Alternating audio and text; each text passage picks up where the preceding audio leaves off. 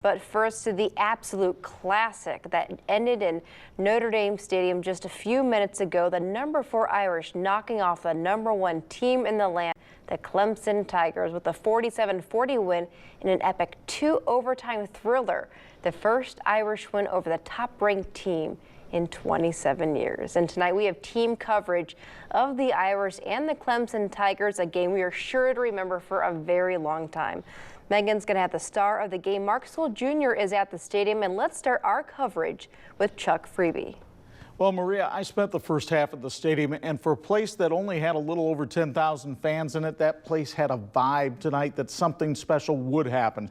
WNDU Sports Director Mark Sewell Jr. is still there, and he lets us know what it's like right now. Mark?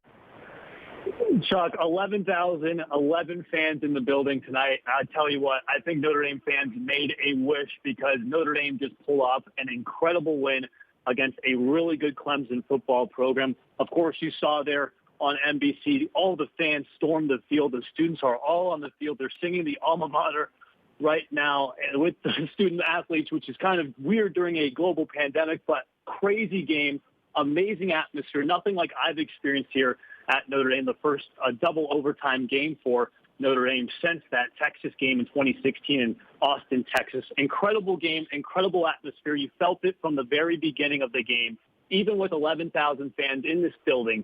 Incredible, incredible atmosphere, and I wish this was 80,000 strong in here tonight because it was a classic, Chuck. Mark, you'd probably have to go back 27 years because tonight marked the first time a top-ranked team had visited Notre Dame Stadium in 15 years.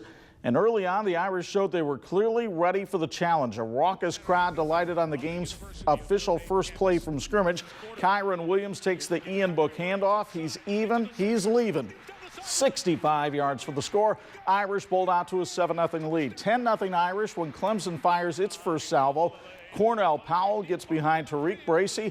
Powell takes it on the 53-yard strike, and Clemson trails 10-7. After an exchange of field goals, Jeremiah Owusu-Koramoah is coming on the blitz, and he plucks this bobbled pitch off Travis Etienne, heading full steam into the end zone to give Notre Dame a 20-10 lead.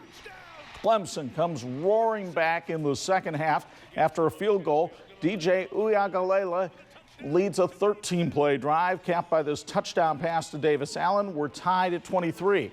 Notre Dame seems poised to take the lead, but Ian Book stripped by Jake Venables. Clemson recovers in the end zone. The threat is squelched.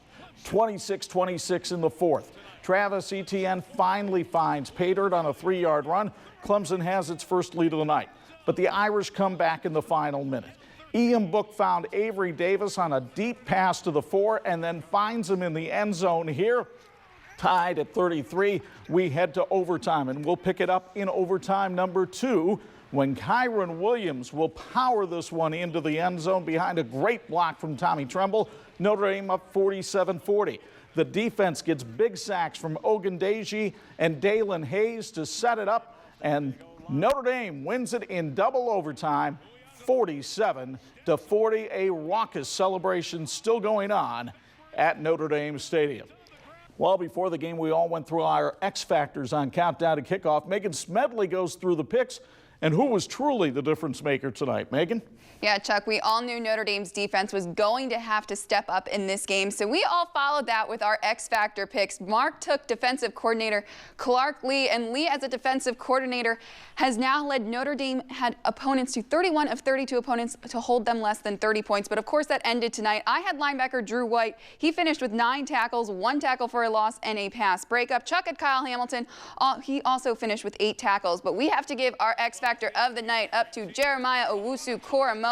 JOK was the spark the Irish defense needed tonight in the second quarter. Recovered the fumble after a botched handoff to Etienne. Took that 23 yards for the end zone into the touchdown. That is the 3rd defensive special teams touchdown of the year for the Irish. Then on the Tigers' very next possession, Wu comes up big again. He punches the ball out of Amari Rogers' hand. Nick McLeod recovers it. Notre Dame would eventually score a field goal to take the lead then. Jeremiah Owusu-Koramoah finishes with 9 tackles and 2 tackles for a loss. Maria, more Irish coverage ahead. Now we'll head to you for the day's historic headline.